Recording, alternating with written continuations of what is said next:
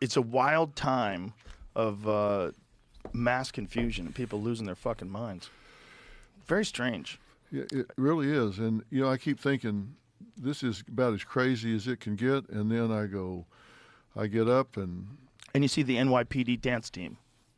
I haven't seen that. Okay, here we go. All right, you got to show me. The NYPD in the middle of the craziest migrant crisis anybody's ever experienced, in the middle of places where you attack police officers, violently attack police officers, and you release with no bail, like that, right back out on the street. This is the NYPD dance team. So they developed a dance team. You remember when you were a kid and you thought about the fall of the Roman Empire? And you were like, did they see it coming? You think this is a clue? Is that what you're thinking? If a bigger clue would be an alien landing on the White House lawn. That's the only thing bigger. This is insanity. The fact that they would, put this on television. First of all, is this the news? What is this that they put this on, Jamie? I think it's the New York News, yeah. Okay. Isn't there a lot of other shit that's the news? That's like really important for people to know about right now? You know what? I'll tell you, anything that lifts morale with law enforcement right now. That's true.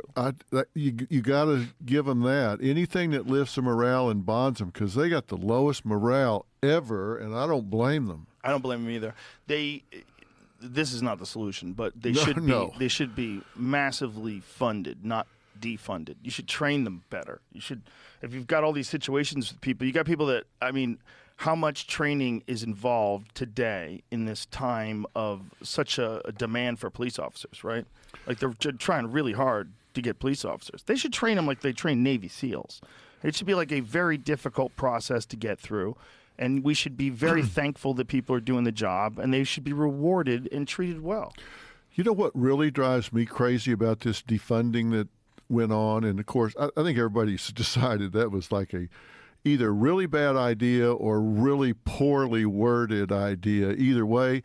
But, listen, the last thing you want to do is try to get police officers to wear 3 or 4 different hats. You don't want them showing up saying, okay, I want to try to be a social worker and a psychologist and defuse all of this and all.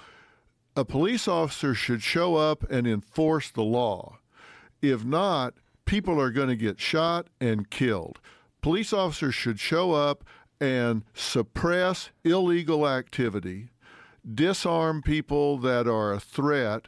And after all that's done, then fine. Bring in somebody that is a social worker or whatever, but you don't want a police officer doing all of that stuff. They're there to do one job, and that is suppress illegal behavior, disarm dangerous people, and they need to do it as quickly and efficiently as they can. They don't want to do all that. They got one job. Right. And they need to do that one job and do it very well. And they don't need people in there saying, well, you need to kind of talk to them, and you need to this, you need to that.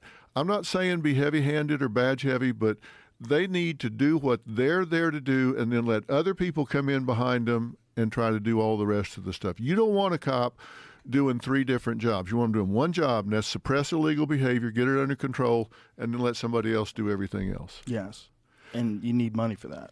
Of course you do. You can't have defund the police and expect things to get better. No. The whole idea behind that is so insane. It was, and let me tell you, the people that were yelling defund the police weren't speaking for the people they were protecting.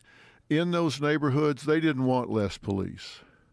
No. They didn't want less police. It was their businesses that were getting robbed. Their businesses were getting burned down. They didn't want less police. And it's so often that these activists, and I call it tyranny of the fringe. I've written this new book we'll talk about, I'm sure, in due time.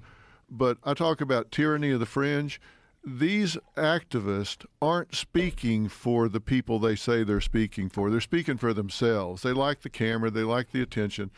They're not speaking for the groups they supposedly are speaking for. And it works. That's what's crazy. It's effective. And in this day and age, when it's attached to something like the idea of being a progressive or being a good person, being on the left, being a kind person, you go along with these things, and the next thing you know, you're supporting the wildest of the leftists. You're supporting Antifa. You're turning a blind eye to violent thugs. And this is how screwed up everything's gotten just over the last few years. It seems like 10 years ago, this is not possible. No, and it's accelerating and not decelerating yet. But I'm beginning to sense that there's a pushback. Oh, yeah. Because I think they've made a serious miscalculation. They pushed so hard and so long that they've started to wake up middle America to the point that they're saying, wait a minute, what?